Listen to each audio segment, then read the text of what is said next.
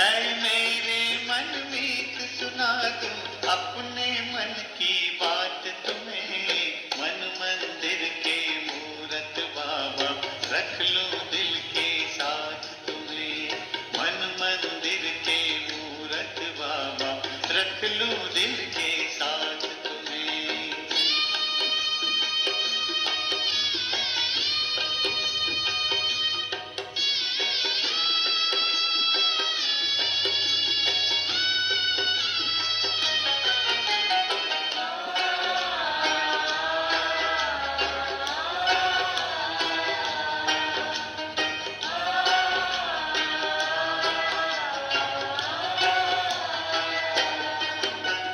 जब से देखा रूप रूहानी और नहीं कुछ भाए।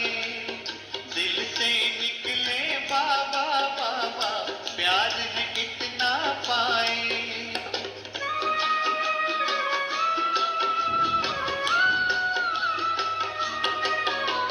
जब से देखा रूप रूहानी और नहीं कुछ भाए। दिल से निकले बाबा बाबा प्यार है कितना पाए।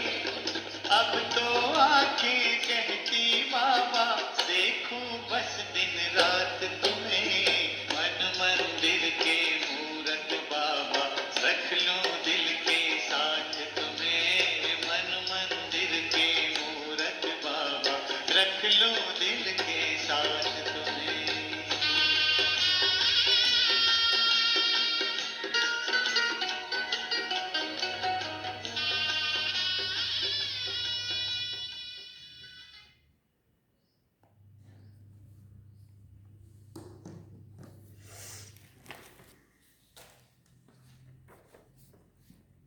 ओम शांति। बाबा गुड मॉर्निंग। आज 7 फरवरी 2021 बाबा के अव्यक्त बाप दादा के महावाक्य हैं। रिवाइज कोर्स 29 अक्टूबर 1987 87 में बाबा ने ये मुरली चलाई थी। और सार में बाबा ने कहा तन मन धन और संबंध की शक्ति। तन मन धन और संबंध की शक्ति। आज सर्वशक्तिवान बाप अपने शक्तिशाली बच्चों को देख रहे हैं। हर एक ब्राह्मण आत्मा शक्तिशाली बनी है लेकिन नंबरवार है। सर्व शक्तियाँ बाप का वर्षा और वरदान का और वरदाता का वरदान है। बाप और वरदाता इन डबल संबंध से हर एक बच्चे को यह श्रेष्ठ प्राप्ति जन्म से ही होती है। जन्म से ही बाप सर्व शक्तियों का अर्थात जन्म सिद्ध अधिकार का अधिकारी बना देता है। साथ साथ वरदाता के नाते से जन्म होते ही मास्टर सर्वशक्तिवान बनाए सर्व शक्ति भव का वरदान दे देते हैं। सभी बच्चों को एक द्वारा एक जैसा ही डबल अधिकार मिलता है लेकिन धारण करने की शक्ति नंबरवार बना देती है। बाबा की तरफ से देने में अलग अलग नहीं है, सबको देता है बाबा एक जैसा, परंतु बाबा ने कहा सभी के अंदर धारण करने की जो शक्ति है वो अलग अलग है, इसलिए उससे नंबरवार बन जाते हैं। बाप सभी को सदा और सर्वशक्तिशाली बनाते हैं लेकिन बच्चे यथाशक्ति बन जाते हैं। वैसे लौकिक जीवन में व अलौकिक जीवन में सफलता का आधार शक्तियाँ ही हैं। जितनी शक्तियाँ उतनी सफलता। मुख्य शक्तियाँ हैं तन की शक्ति, मन की शक्ति, धन की शक्ति और संबंध की शक्ति। तन मन धन और संबंध चारों ही आवश्यक है। अगर चार में से एक भी शक्ति कम है तो जीवन में सदा व सर्व सफलता नहीं होती है।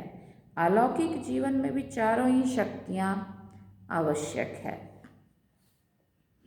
इस अलौकिक जीवन में आत्मा और प्रकृति दोनों की तंदुरुस्ती आवश्यक है। इस अलौकिक जीवन में आत्मा और प्रकृति दोनों की तंदुरुस्ती आवश्यक है।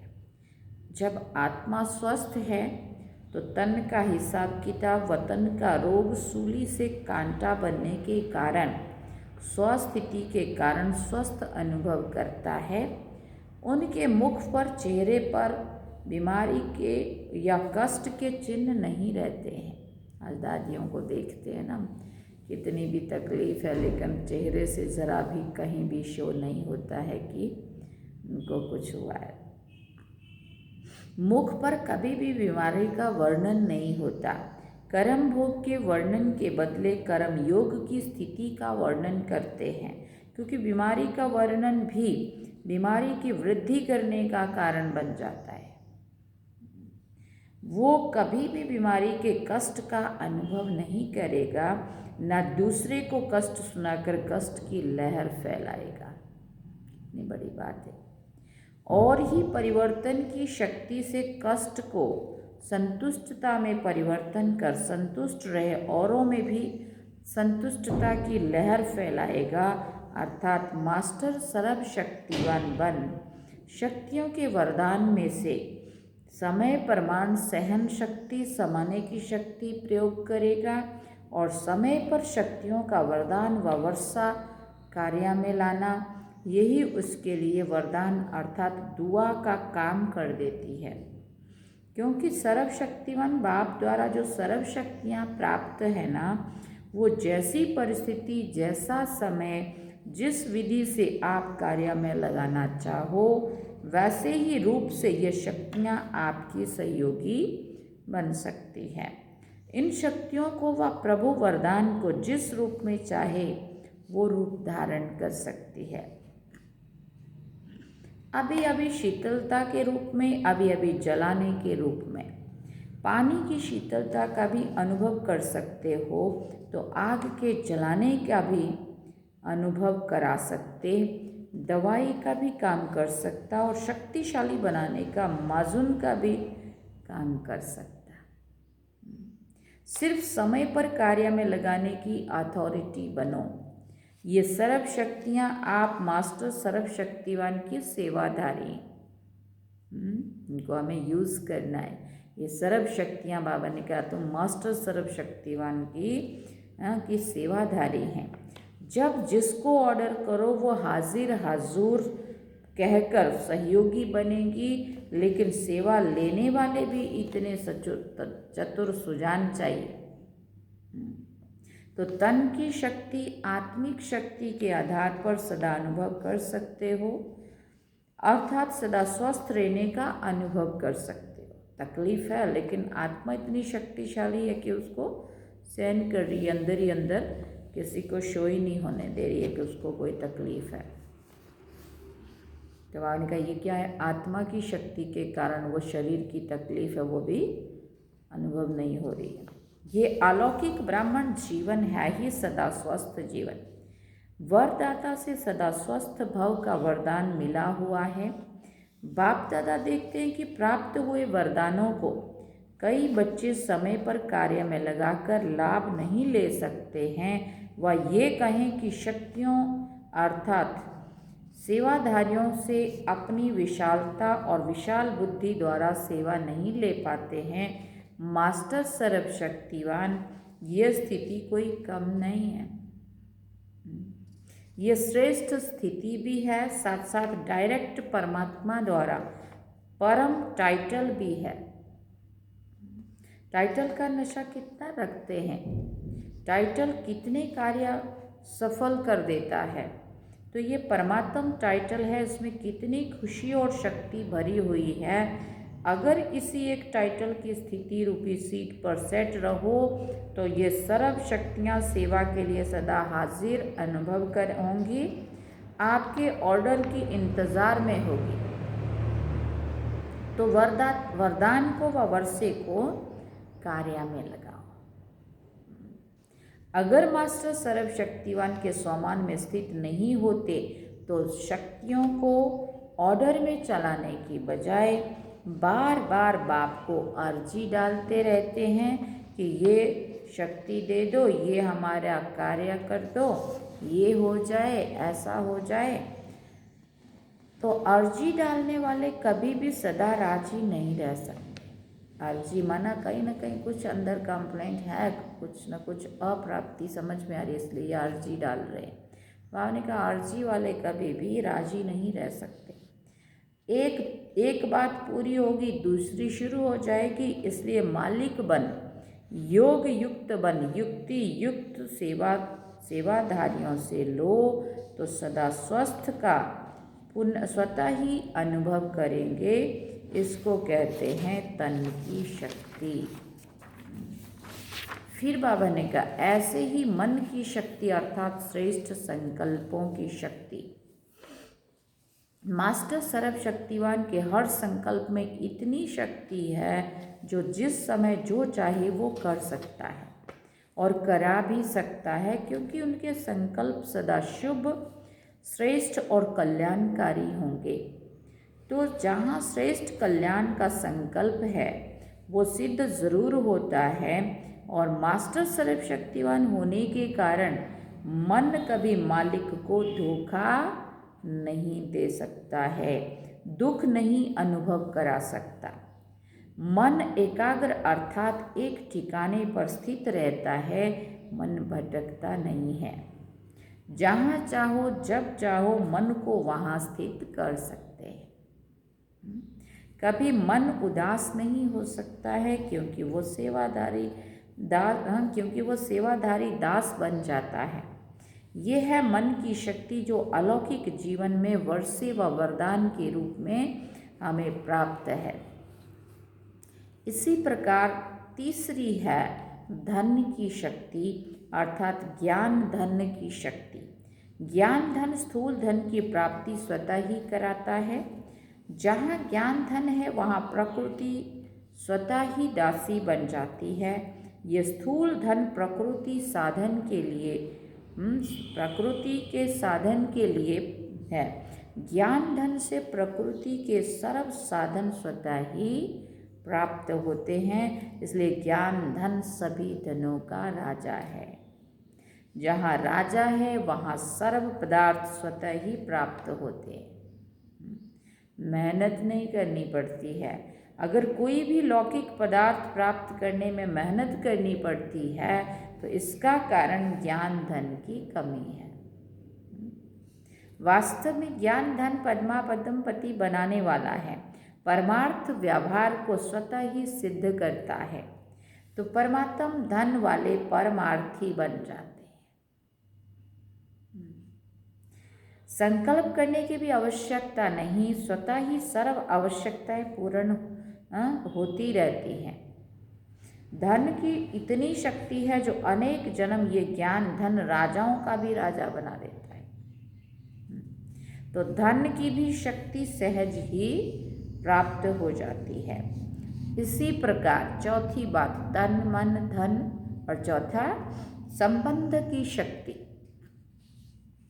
संबंध की शक्ति के प्राप्ति की शुभ इच्छा इसलिए होती है क्योंकि संबंध में स्नेह और सहयोग की प्राप्ति होती है।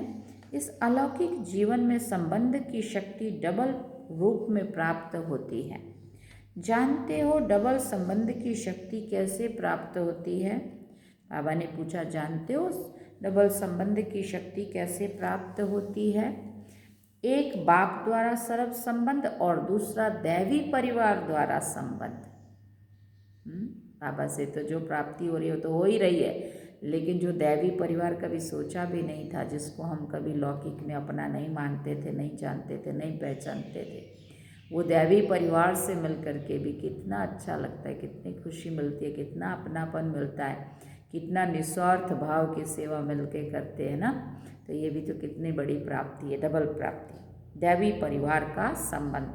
तो डबल संबंध हो गया ना, बाप से भी और आपस में भी। तो संबंध द्वारा निस्वार्थ स्नेह, अविनाशी स्नेह और अविनाशी सहयोग सदा ही प्राप्त होता है। तो संबंध की भी शक्ति है ना। वैसे भी बच्चे को क्यों चाहता है? वैसे भी बाप बच्चे को क्यों चाहता है अथवा बच्चा बाप को क्यों चाहता है? सहयोग के लिए समय पर सहयोग मिले। तो इस अलौकिक जीवन में चारों शक्तियों की प्राप्ति वरदान रूप में, वर्षे के रूप में होती है। जहाँ चारों ओर शक्तियाँ प्राप्त है, उनकी हर समय की स्थिति कैसी होगी? सदा मास्टर सर्वशक्तिवान। चारों ही प्राप्तियाँ जिनको होगी ना एक समय में, तो वो क्या कहलाएगा? मास्टर सर्वशक्तिवान। इसी स्थिति की सीट पर सदा स्थित हो। फिर पूछा बाबा ने, इसी स्थिति की सीट पर सदा स्थित हो। इसी को ही दूसरे शब्दों में स्व के राजे व राजयोगी कहा जाता है। राजाओं के भंडार सदा भरपूर रहते हैं। फिर बाबा ने कहा तो राजयोगी अर्थात सदा शक्तियों के भंडार भरपूर रहते। समझा? बाबा कहते समझा। इसको कहा जाता है श्रेष्ठ ब्राह्मण अलौकिक जीवन। सदा मालिक बन सर्व शक्तियों को कार्य में लगाओ। यथाशक्ति की बजाय सदा शक्तिशाली बनो। यथाशक्ति की बजाय सदा शक्तिशाली बनो। अर्जी करने वाले नहीं, राजी रहने वाले बनो। ये सारा दिन सोचना। कोई भी हमारी तरफ से बाबा के लिए इतनी मार्जिन ना हो कि अर्जी करनी पड़े। अधिकार है ना, अधिकारी बनना है, अर्जियाँ डालने वाले नहीं। बाबा ने कहा सदा राजी रहने वाले बनो, अर्जी डालने वाले नहीं। अच्छा, मधुबन आने का चांस तो सभी को मिल रहा है ना। इस प्राप्त हुए भाग्य को सदा साथ रखो। भाग्य विधाता को साथ रखना अर्थात भाग्य को सदा साथ रखना है। 3 जोन के आए हैं, अलग अलग स्थान की नदियाँ आकर इकट्ठी हुई हैं। इसको त्रिवेणी संगम कहा जाता है। वरदाता तो बाप दादा तो वरदाता बन सबको वरदान देते हैं। वरदानों को कार्य में लगाना वो हर एक के ऊपर है। बाबा तो वरदान देते हैं बहुत सारे, लेकिन बाबा ने कहा हर एक कितना उस वरदान को अनुभव करता है या यूज़ करता है, कार्य में लगाता है, वो हर एक के ऊपर है। अच्छा, चारों ओर के सर्व वर्षे और वरदानों की अधिकारी और श्रेष्ठ आत्माओं को, सर्व मास्टर सर्वशक्तिवान श्रेष्ठ आत्माओं को, सदा संतुष्टता की लहर फैलाने वाले संतुष्ट आत्माओं को, सदा परमार्थ द्वारा व्यवहार में सिद्धि प्राप्त करने वाली महान आत्माओं को बाप दादा का स्नेह और शक्ति संपन्न याद प्यार और नमस्ते। हम रूहानी बच्चों की भी रूहानी माता पिता बाप दादा को दिल व जान से व प्रेम से याद प्यार, गुड मॉर्निंग, नमस्ते, थैंक्स बाबा जी। सरब के सहयोग से सुखमय संसार कार्यक्रम के बारे में अव्यक्त बाप दादा की प्रेरणाएं। ये कोई कार्यक्रम था उस समय, सरब के सहयोग से सुखमय संसार, ये टाइटल था प्रोग्राम का। और बाबा ने कहा इस प्रोग्राम के बारे में बाबा ने क्या प्रेरणाएं दी वो हम सुनेंगे। ये विषय ऐसी है जो स्वयं भी सहयोग देने में की ऑफर करेंगे, सहयोग से फिर संबंध में भी आएंगे, और इसलिए आप पे ही ऑफर होगी। सिर्फ शुभ भावना शुभ कामना संपन्न सेवा में सेवाधारी आगे बढ़े। शुभ भावना का फल प्राप्त नहीं होता है, ये हो ही नहीं सकता है। सेवाधारियों के शुभ भावना शुभ कामना की धरनी सहज फल देने के निमित्त बन जाती है। फल तैयार है, लेकिन सिर्फ धरनी तैयार होने की थोड़ी सी देरी है। फल तो फटाफट निकलेंगे, लेकिन उसके लिए योग्य धरनी चाहिए। बाबा ने कहा अभी वो धरनी तैयार हो रही है। वैसे सेवा तो सभी की करनी आवश्यक है, लेकिन फिर भी जो विशेष सत्ताएं हैं उनमें से भी समीप नहीं आए हैं। चाहे राज्य सत्ता वालों की सेवा हुई है या धर्म सत्ता वालों की सेवा हुई है, लेकिन सहयोगी बनकर के सामने आए, समय पर सहयोगी बने, उसकी आवश्यकता है। उसके लिए तो शक्तिशाली बाण लगाना पड़ेगा, बाबा कहते हैं। देखा जाता है कि शक्तिशाली बाण तभी वही होता है जिसमें सर्व आत्माओं के सहयोग की भावना हो, खुशी की भावना हो, सद्भावना हो। इससे हर कार्य सहज सफल हो जाता है। अभी जो सेवा करते हो ना, अलग अलग करते हो, लेकिन जैसे पहले ज़माने में कोई कार्य करने के लिए जाते थे तो सारे परिवार की आशीर्वाद लेकर जाते थे। वो आशीर्वाद ही सहज बना देती है।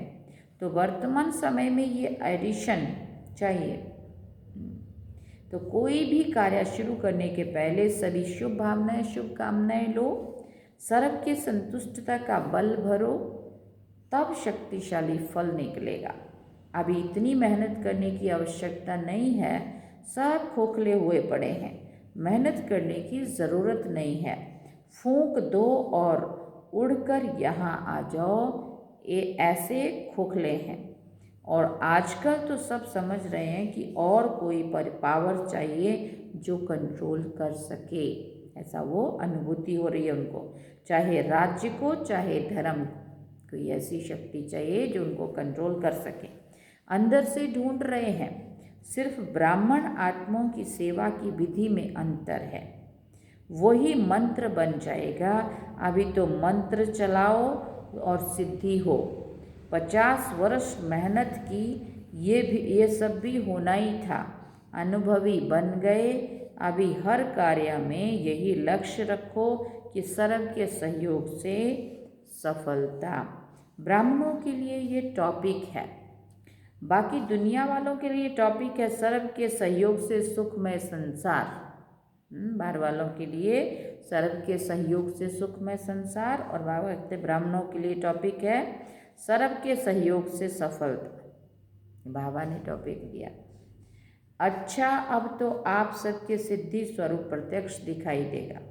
कोई बिगड़ा हुआ कार्य भी आपकी दृष्टि से, आपके सहयोग से सहज ही हल हो जाएगा, जिसके कारण भक्ति में धन्य धन्य करके तुम्हें पुकारेंगे। ये सब सिद्धियां भी आपके सामने प्रत्यक्ष रूप में आएंगी। कोई सिद्धि से के रीति से आप लोग नहीं कहेंगे कि हाँ ये हो जाएगा, लेकिन आपका डायरेक्शन स्वतः ही सिद्ध प्राप्त होता रहेगा, सिद्धि प्राप्त कराता रहेगा। तो तभी तो प्रजा जल्दी जल्दी बनेंगे ना, सब तरफ से निकल कर आपकी तरफ आएंगे। ये सिद्धि का पार्ट अभी चलेगा, सुना। लेकिन इसके पहले इतने शक्तिशाली बनो जो सिद्धि को स्वीकार ना करो, तब ये प्रत्यक्षता होगी। नहीं तो सिद्धि देने वाले ही सिद्धि में फंस जाएं तो फिर क्या करेंगे। तो ये सब बातें यहाँ से शुरू होनी है। बाप का जो गायन है ना कि वो सर्जन भी है, इंजीनियर भी है, वकील भी है, जज भी है, ये इसका प्रैक्टिकल अनुभव करेंगे तब सब तरफ से बुद्धि हटाकर क्या होगा, एक तरफ बुद्धि जाएगी। अभी तो आपके पीछे भीड़ लगने वाली है, अभी तो आपके पीछे भीड़ लगने वाली है। बाप दादा तो ये दृश्य देखते हैं, और कभी कभी अब के दृश्य देखते हैं, बहुत फर्क लगता है। आप कौन हो वो बाप जानता है। बहुत बहुत वंडरफुल पार्ट होने हैं जो ख्याल ख्वाब में भी नहीं है। सिर्फ थोड़ा रुका हुआ है बस। जैसे पर्दा कभी कभी थोड़ा अटक जाता है ना, झंडा भी लहराते हो तो भी कभी अटक जाता है।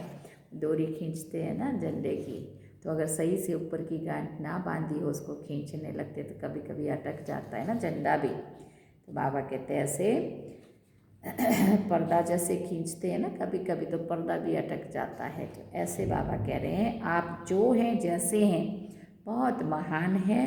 जब आपकी विशेषता प्रत्यक्ष होगी तब इष्ट देव होंगे, बनेंगे। आखिर तो भक्तमाला भी प्रत्यक्ष होगी ना, लेकिन पहले ठाकुर सजकर तैयार हो तब तो भक्त आए ना। अच्छा, ओम शांति। ये थे बाबा के आज के महावाक्य। बाबा ने कहा आखिर तो भक्तमाला भी प्रत्यक्ष तो होगी ना, लेकिन पहले ठाकुर सजकर तैयार हों तब भक्त आएंगे ना। अभी आज का वरदान हम सब सुनते हैं। स्वयं के आराम का भी त्याग कर सेवा करने वाले सदा संतुष्ट सदा हर्षित भव। स्वयं के आराम का भी त्याग कर सेवा करने वाले सदा संतुष्ट सदा हर्षित भव। सेवाधारी स्वयं के रात दिन के आराम को भी त्याग कर सेवा में ही आराम महसूस करते हैं। उनके संपर्क में रहने वाले व संबंध में आने वाले स्मितता का ऐसा अनुभव करते हैं जैसे शीतलता व शक्ति शांति के झरने के नीचे बैठे हैं। श्रेष्ठ चरित्रवान सेवाधारी कामधेनु बन सदा काल के लिए सरक की मनोकामनाएं पूर्ण कर देते हैं। ऐसे सेवाधारी को सदा हर्षित और सदा संतुष्ट रहने का वरदान प्राप्त हो जाता है। स्लोगन में हमने सुनेंगे। स्लोगन सुनते हैं। ज्ञान स्वरूप बनना है तो हर समय स्टडी पर अटेंशन दो। ज्ञान स्वरूप बनना है तो क्या करना पड़ेगा? हर समय स्टडी पर अटेंशन रखो। बाप और पढ़ाई से समान प्यार हो। बाबा से प्यार हो बहुत अच्छी बात है, लेकिन बाबा हमें जो पढ़ाता है उस पढ़ाई से भी प्यार, बाबा से प्यार और पढ़ाई से प्यार, दोनों भी चीज़ जब होंगी और स्टडी पर हर समय अटेंशन देंगे तो हम ज्ञान स्वरूप कहलाएंगे। ज्ञान सागर के बच्चे, मास्टर ज्ञान सागर ज्ञान स्वरूप बनना है तो हर समय स्टडी पर अटेंशन रखो। बाप और पढ़ाई से समान प्यार हो।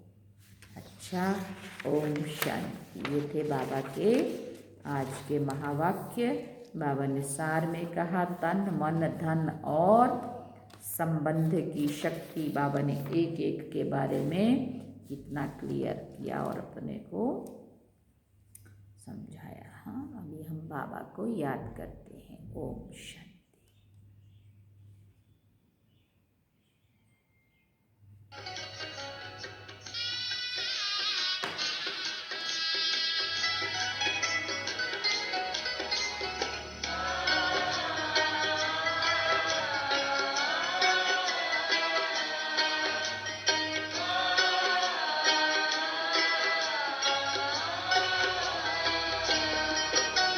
वरदानों में तेरे पलते और दुआ से चलते, जन्म जन्म की ज्योति जागी दिल में दिया बन जलते।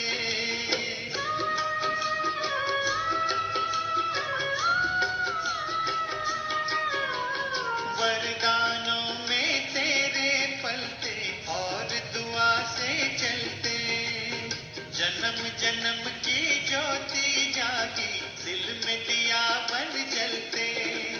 कैसी चिंता कैसा गम हो देकर हाथ में हाथ तुम्हें, मन मंदिर के मूरत बाबा रख लो दिल के साथ तुम्हें। मन मंदिर के मूरत बाबा रख लो दिल के साथ तुम्हें।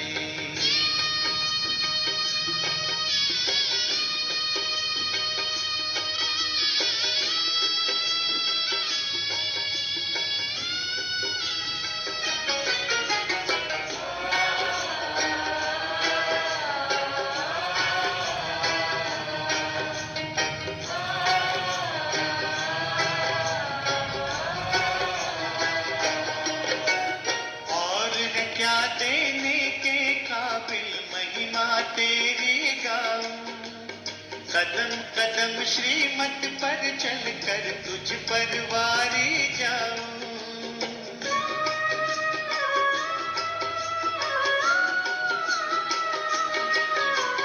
और है क्या देने के काबिल महिमा तेरी गाऊं, कदम कदम श्रीमत पर चल कर तुझ पर वारी जाऊं। ये जीवन ये धड़कन बाबा अर्पण है सौगात तुम्हें। मन मंदिर के मूरत बाबा रख लो दिल के साथ तुम्हें, मन मंदिर के मूरत बाबा, रख लो दिल के साथ तुम्हें। है मेरे मन में सुना दूं अपने मन की बात तुम्हें, मन मंदिर के मूरत बाबा, रख लो